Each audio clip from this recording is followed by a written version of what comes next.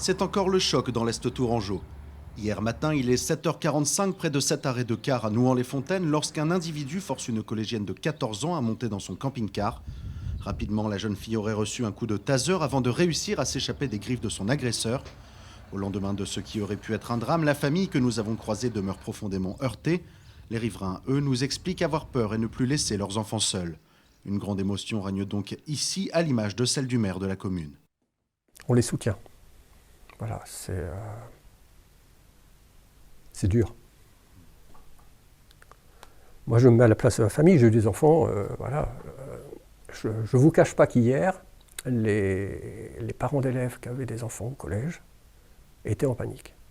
Voilà. Ça a été difficile pour eux. C'est très difficile pour les parents de la jeune fille.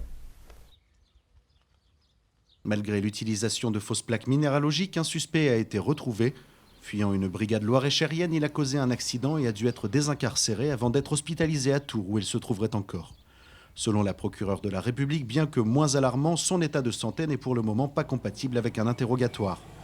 De son côté, l'éducation nationale, elle, s'est mise à la disposition des adolescents sous le choc.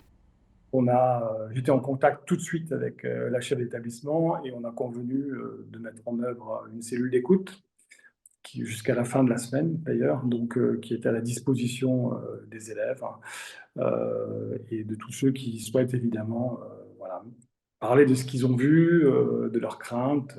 Sur le chemin de l'école, on est en droit aussi d'être sécurisé et c'est normal effectivement que cet événement ait un impact.